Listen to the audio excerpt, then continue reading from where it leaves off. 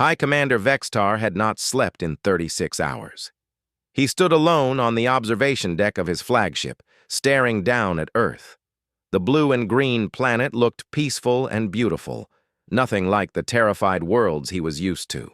Conquering. Sir? Sub-Commander Claxton approached carefully. The crew is asking for new orders. Vextar did not turn around. What would you suggest, Claxton? Our weapons cannot intimidate them. Our show of force only made them laugh harder. Our destruction footage became entertainment for them.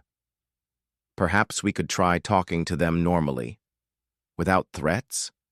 No, Vextar said firmly. The Zephyrian Empire does not negotiate with primitives. If we cannot make them fear us, we will make them respect us. Vextar walked back to the bridge and activated the main communication system. Every screen on the ship showed the recording. Light as he prepared to broadcast directly to Earth. People of Earth, he began, his voice much louder than before. I am High Commander Vextar of the Zephyrian Galactic Empire, and I am sick of your disrespectful behavior. On Earth, emergency broadcast systems activated. Every television, radio, and internet stream suddenly carried the alien commander's voice. You think this is funny? Vextar shouted. You think the mighty Zephyrian Empire is some kind of joke? We have destroyed civilizations that were older than your entire planet. We have weapons that could turn your sun into a black hole. We command fleets that stretch across entire star systems. His voice grew higher and more strained with each word. You make pictures of my face with silly words. You pretend to be Zephyrian warriors in your entertainment programs. You sell food with names like alien invasion burgers outside our ships. This is not how conquered species are supposed to behave. Vextar was now screaming at the camera.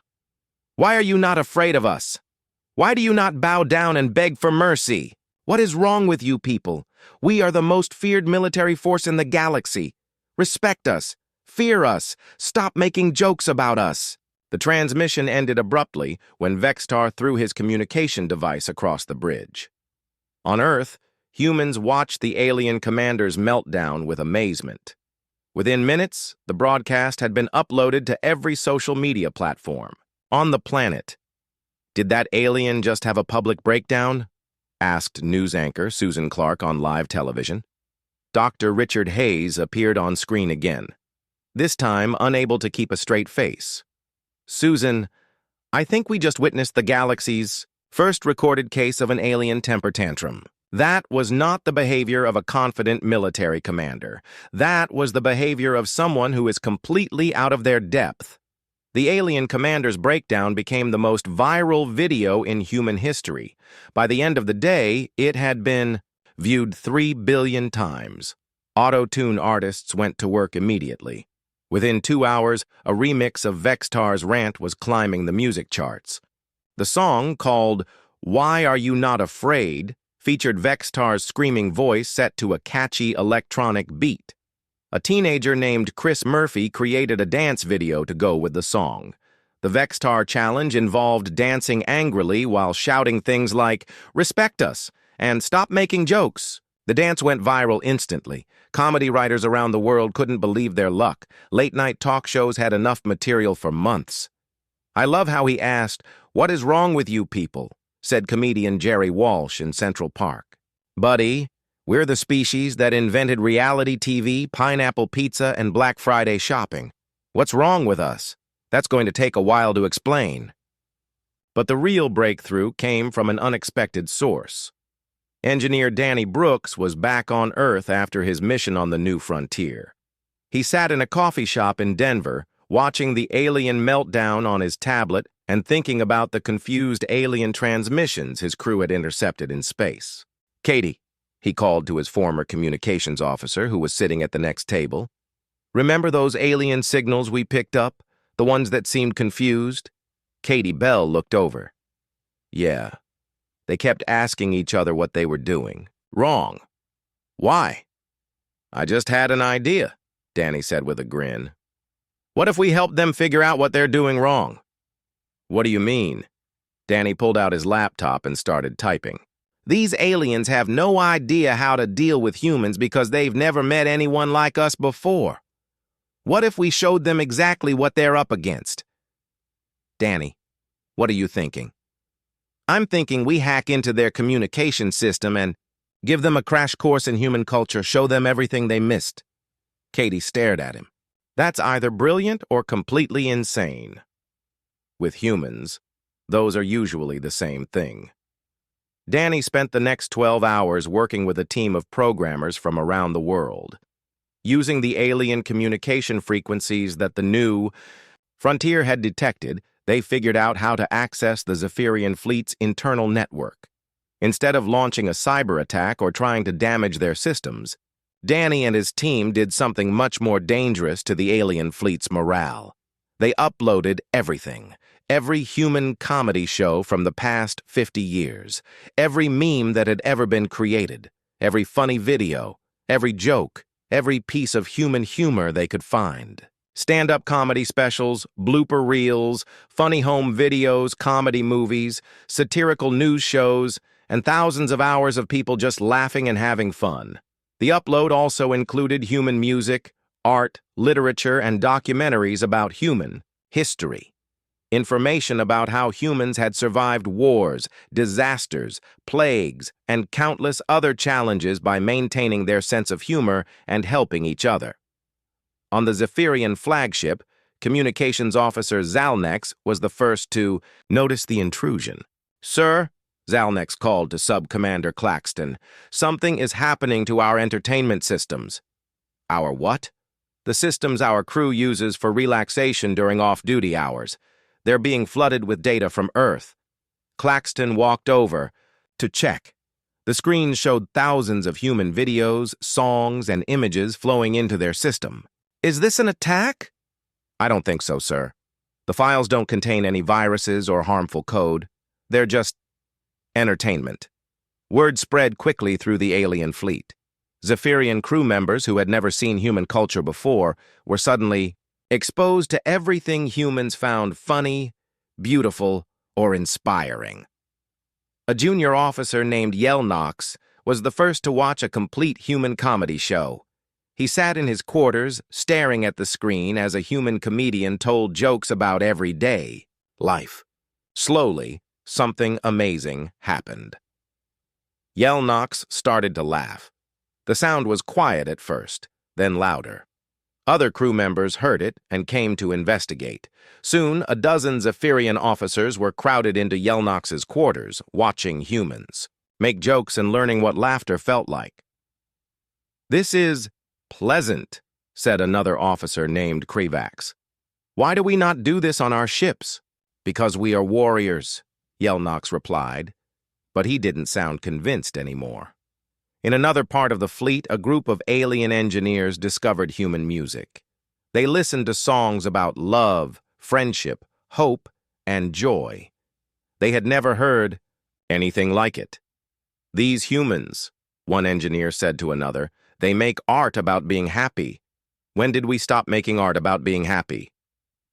"I cannot remember," came the reply.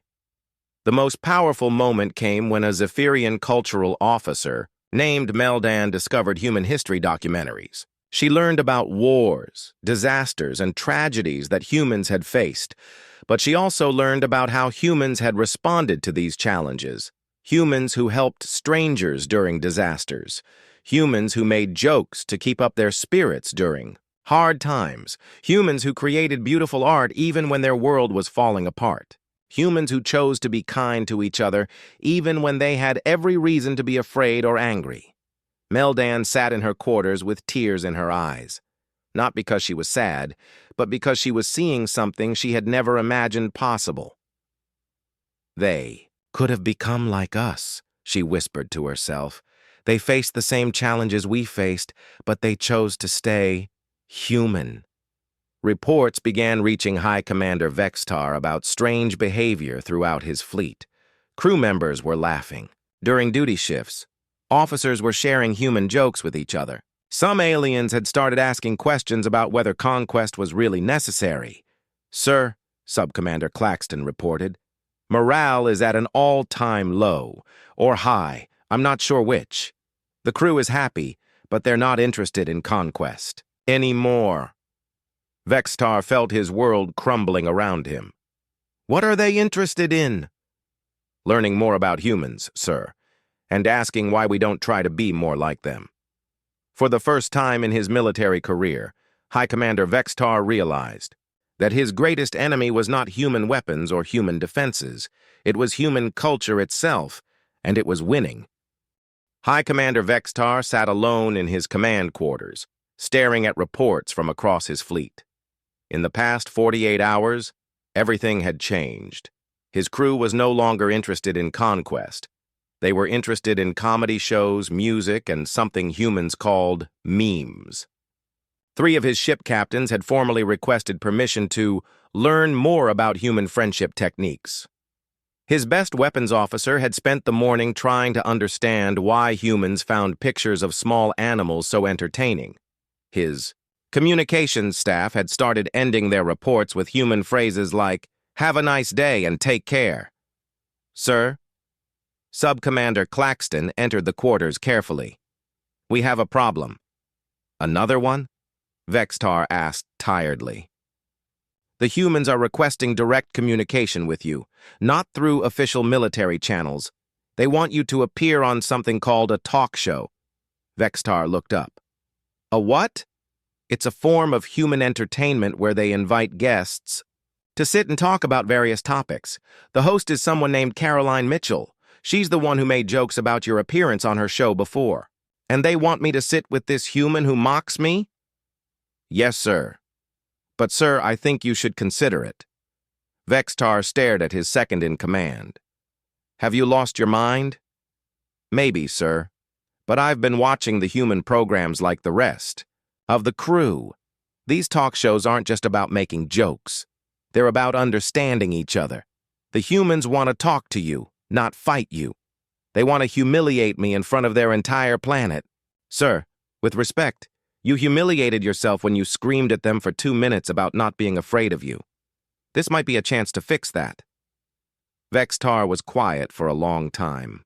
Finally, he spoke. "What does Admiral Carter say about this?" "She supports the idea.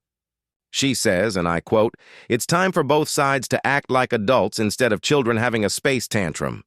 Despite everything, Vextar almost smiled at that. Almost.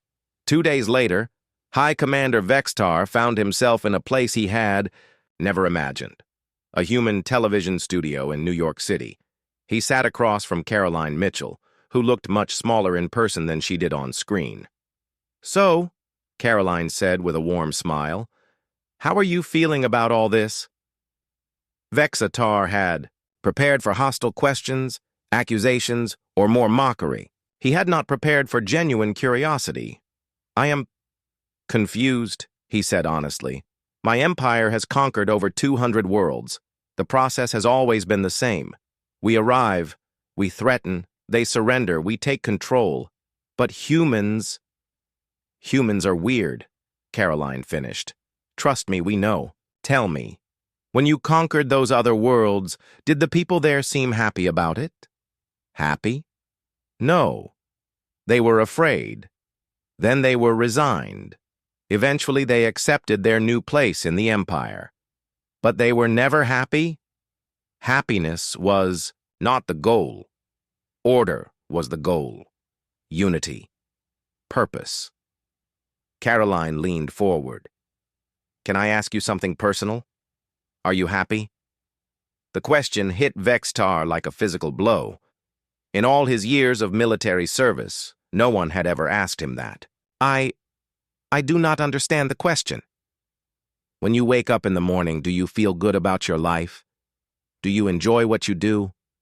Do you have friends, hobbies, things that make you laugh?" Vextar thought about his daily routine.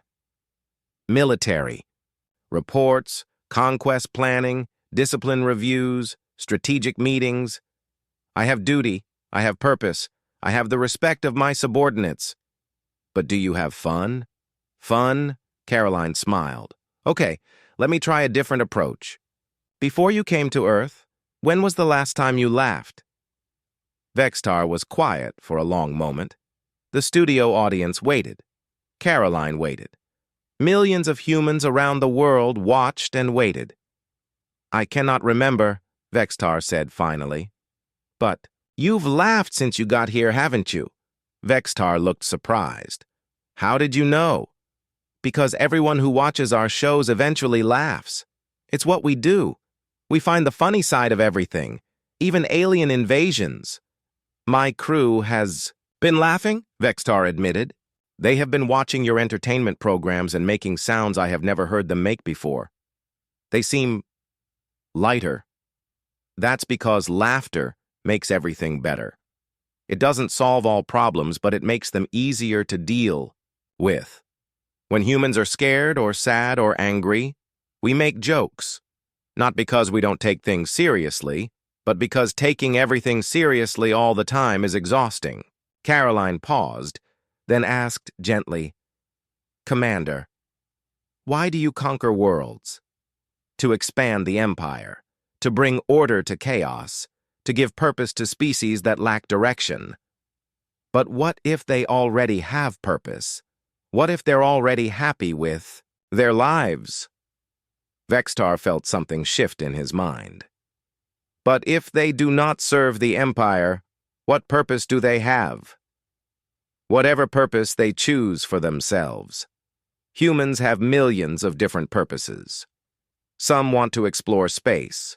Some want to create art. Some want to help sick people get better. Some want to make other people laugh. Some just want to raise families and be kind to their neighbors. But without central control, how do you maintain order? Caroline laughed. Have you seen Earth lately? We don't maintain order. We have chaos, arguments, disagreements, and confusion. And somehow most of us are pretty happy anyway. That makes no sense. I know. But it works for us. The interview continued for another hour. Vextar found himself talking about his childhood, his military training, and his dreams of bringing peace to the galaxy through conquest. Caroline listened without judgment and asked questions that made him think about things he had never considered. So what happens now? Caroline asked as the interview neared its end. I do not know, Vextar said honestly. I came here to conquer your world. But your world has conquered something in me instead. What do you mean? Your people have shown me that there are other ways to live, ways I had not considered. My crew is asking questions I cannot answer. They want to know why we conquer instead of befriend, why we threaten instead of cooperate, why we demand respect instead of earning it. Caroline smiled. Those are good questions. Yes, Vextar said. They are, and I think I would like to spend some time finding the answers. 6 months later, Earth hosted the first intergalactic comedy festival. The event was held in Central Park, with comedians from Earth and volunteer performers from the Zephyrian fleet.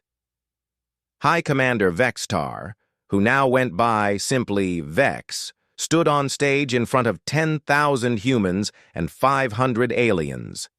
He wore a simple uniform instead of his battle armor, and he was smiling. When I first came to Earth, he said into the microphone, I expected to conquer a primitive world. Instead, I discovered something I had never seen before, a species that chooses kindness over conquest, laughter over fear, and hope over despair. The crowd cheered. My people spent thousands of years believing that power came from making others afraid of us. But humans taught us that real power comes from making others happy to be around us. More cheers. So today I officially announce that the Zephyrian Empire is retiring from the conquest business. We are opening our first cultural exchange academy on the moon, where anyone who wants to learn about friendship, humor, and cooperation can come study. The crowd erupted in applause. In the audience, Admiral Helen Carter sat next to President Angela Davis. Who would have thought, Carter said, that our secret weapon against alien invasion would be late-night television? Never underestimate the power of a good joke, President Davis replied. Captain Jake Morrison sat with his crew from the New Frontier, watching aliens and humans perform comedy together on stage. Danny, he said to his engineer, that hack you did of their systems might have prevented the first interstellar war in human history. Danny Brooks grinned. Sometimes the best way to fight an enemy is to make them your friend. Dr. Richard Hayes was backstage, helping a young Zephyrian officer named Yelnox prepare for his first stand-up comedy performance. Remember, Dr. Hayes said, timing is everything. Wait for the laugh, then continue. But what if they do not laugh? Yelnox asked nervously. Trust me, Dr. Hayes said. Humans will laugh. It's what we do best. On stage, Caroline Mitchell introduced the final act of the evening. Ladies and gentlemen, beings and non-beings, please welcome our newest comedian, former Sub-Commander Claxton. The Zephyrian officer walked onto the stage with confidence. He had been practicing for weeks. Thank you, Claxton said to the crowd. It is good to be here. When I first came to Earth, I thought humans were the strangest species in the galaxy. But after 6 months of living here, I have realized something important. He paused for effect. You are the strangest species in the galaxy. But that is exactly what makes you wonderful. The crowd laughed and cheered. We Zephyrians spent so much time trying to make other species like us that we forgot to ask the most important question. Do we even like ourselves? More laughter. But humans showed us that the secret to happiness is not making others fear you. It is giving others a reason to smile. The applause was thunderous. As the festival ended and humans and aliens mingled together under the stars, High Commander Vexitar stood quietly with Caroline Mitchell, watching his former crew members laughing and making friends with their former targets. Thank you, he said to Caroline. For what? For teaching us that conquest is not the only way to make a mark on the universe. That sometimes the best way to be remembered is to make others happy you existed. Caroline smiled. You know what, Vex? I think this is the beginning of a beautiful friendship. And for the first time in his Admiral Jake Morrison stared at the blue hologram floating above his desk. The message from the Galactic Council made his hands shake with anger. He read it 3 times, hoping he had made a mistake. But the words stayed the same. The Council wanted to move 50 million humans from their homes on New Dallas. They needed the planet for the Zenthari Empire. The aliens claimed humans were too young to understand politics. They said humans should be grateful for any world the Council gave them. Jake had served in the galactic military for 20 years. He had fought pirates and rebels across the galaxy. He had saved alien worlds from disasters. But the Council still treated humans like children. Dr. Lisa Grant walked into his office. Her face looked tired and sad. She carried a thick data pad filled with research. Lisa had spent 10 years studying how the Council treated different species. What she found made her sick. They do this to every young species, Lisa said. She sat down and put the data pad on Jake's desk. First, they welcome them. Then they make rules. Then they take control. Humans are just the latest victims. Jake picked up the data pad. The screen showed dozens of species that had joined the Council over the past 1,000 years. Each one followed the same pattern. First contact, then membership, then slow loss of freedom. Some species disappeared completely, others became slaves in all but name. The Mordai lost their homeworld 50 years ago, Lisa continued. The Council said they needed it for mining. Now the Mordai work in factories on asteroid stations. They never see sunlight. What about the Kethran? Jake asked. Worse. The Council claimed their rebellion was illegal. Now they mine radioactive materials on prison worlds. Most die within 5 years. Jake stood up and walked to his window. Outside, he could see Earth's orbital defense stations. The massive structures had protected humanity for 3 centuries. But they were built with Council technology. If humans left the Council, would the defenses still work?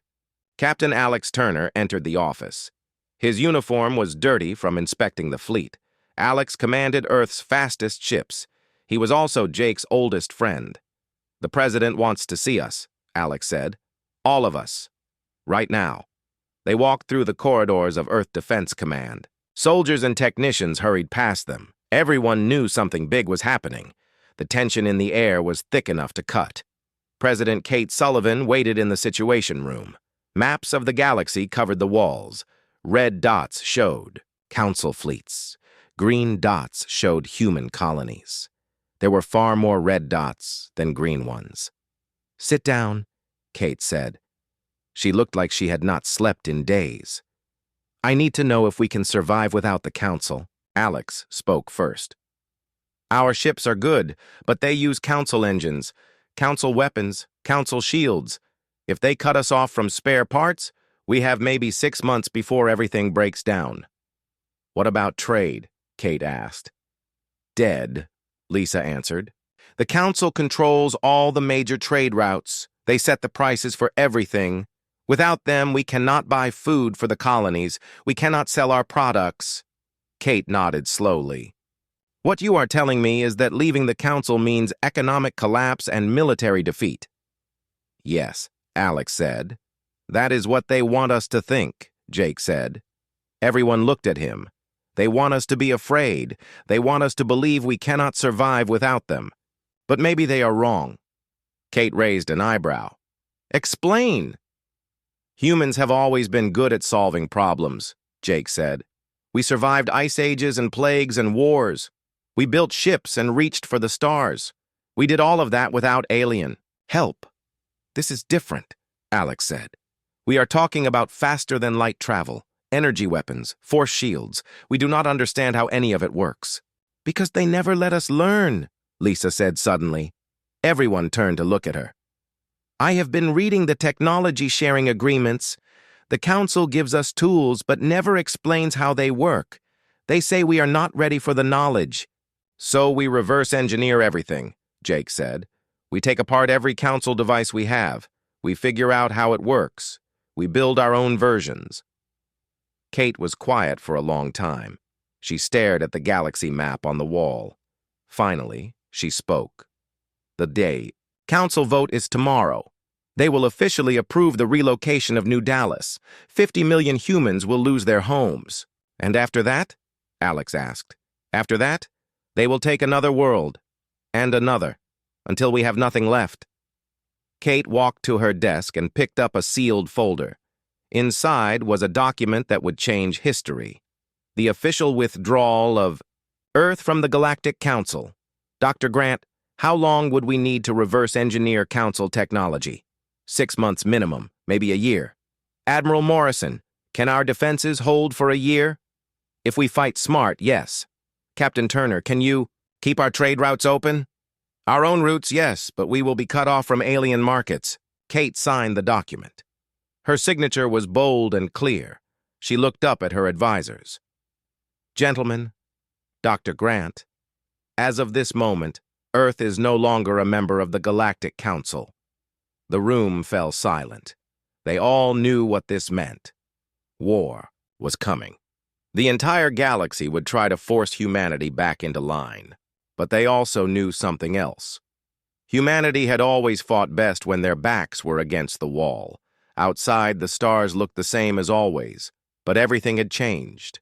Earth was alone again, just like in the old days before first contact. The difference was that now they had enemies among those stars. Jake activated his communicator. "All stations, this is Admiral Morrison. Implement Defense Protocol 0. We are at war." 6 months had passed since Earth left the Galactic Council. The aliens had cut off all trade immediately. No ships came to Earth anymore. No messages arrived from human colonies in Council space. The galaxy had gone silent. Engineer Ryan Clark worked 18 hours a day in the underground labs beneath Denver. Around him, teams of scientists took apart alien technology piece by piece. They studied every wire, every circuit, every crystal. The work was slow and dangerous. 3 labs had exploded when researchers made mistakes. Hand me that scanner, Ryan said to his assistant. He was looking at the power core from a Council starship engine.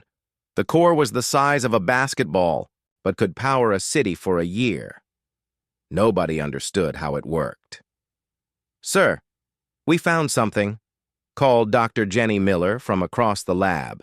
She held up a small blue crystal. This crystal stores energy, but it also processes information. It is like a computer and a battery at the same time. Ryan walked over to examine the crystal. Under the microscope, he could see tiny patterns carved into its surface. The patterns looked almost like human circuit boards, but much more complex. The Council has been lying to us, Ryan said.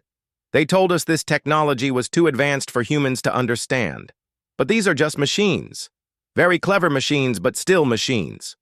Above ground, Commander Beth Williams watched the first new human warship take shape. The ship looked nothing like Council designs. Where alien ships were smooth and curved, this one had sharp angles and heavy armor. Where alien ships relied on shields, this one was built to take damage and keep fighting. What are you calling her? Asked Chief Engineer Bob Hayes. The Defiance, Beth replied. Seems appropriate. The ship was smaller than Council battleships, but it carried more weapons. Human engineers had found ways to pack energy cannons into spaces where aliens put comfortable quarters. The Defiance was not built for diplomacy. It was built for war. Dr. Sam Foster sat in his office reading reports from across the galaxy. His job was to monitor alien communications. What he found surprised him. The Council was having problems. 3 species had stopped paying taxes. The Kethran miners were working slower and breaking more equipment. Pirate attacks had increased along major trade routes. Some species were asking questions about Earth's departure. Sam picked up his secure communicator and called Admiral Morrison. Sir, we are not as alone as we thought. The Council is struggling to keep order without us. Explain. Jake's voice came through the speaker. Human colonies produced 30% of the galaxy's food. Human factories made 40% of all starship parts. Human soldiers made up half of the Council's peacekeeping forces. Without us, they are falling apart. Jake was quiet for a moment.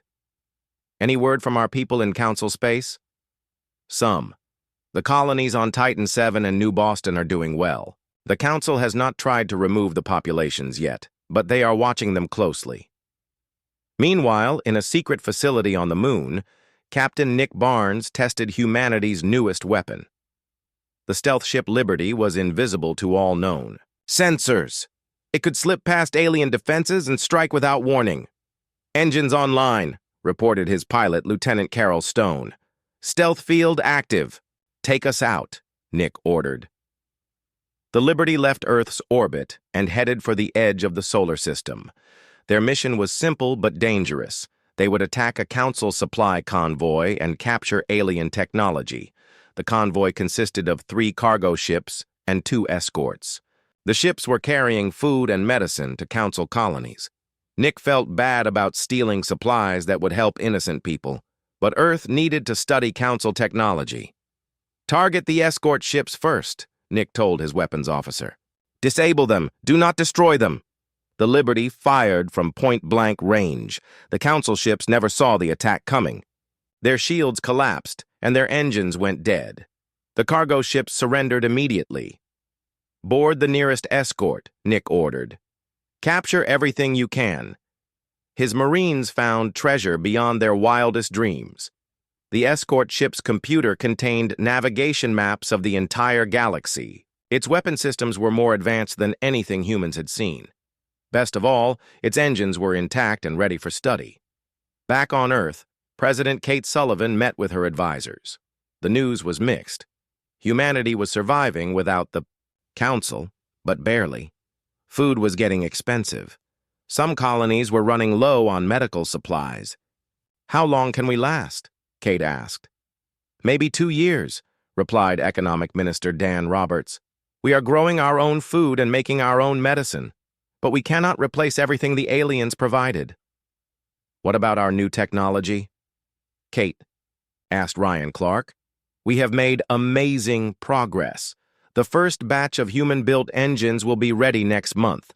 Our new weapons are twice as powerful as Council designs. Our shields are stronger and use less energy. Kate smiled for the first time in weeks. Show me. They walked to the demonstration chamber. Inside, a human energy cannon fired at a piece of Council armor.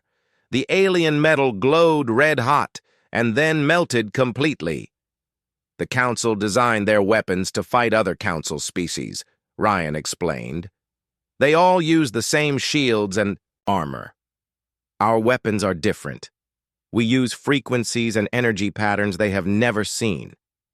Dr. Lisa Grant entered the chamber carrying a datapad full of good news. We just received a message from the Mordai, she said excitedly. They want to trade with us. They have minerals we need. They want our food and medicine. But trading with us would be illegal under Council law, Kate said. They do not care anymore. 3 of their colony ships have declared independence. They are willing to risk Council punishment to work with us. Kate felt hope growing in her chest. Maybe humanity could survive this crisis. Maybe they could even win. Set up the trade meeting, she ordered. And send a message to Admiral Morrison. Tell him to prepare for visitors. That night, Jake stood on his balcony looking up at the stars. Somewhere out there, alien fleets were planning Earth's destruction. The Council would not let humanity's rebellion go unpunished. But humanity was not the same species that had begged for Council membership 300 years ago. They had learned and grown and become stronger. They had allies now, and new weapons, and most importantly, they had something to fight for. The Council wanted humanity to crawl back and apologize. They wanted humans to accept whatever scraps the aliens threw them. Jake smiled as he watched a new human warship pass overhead. Its engines glowed with blue fire as it headed out to patrol the solar system. The Council was about to learn that humans did not crawl. They fought.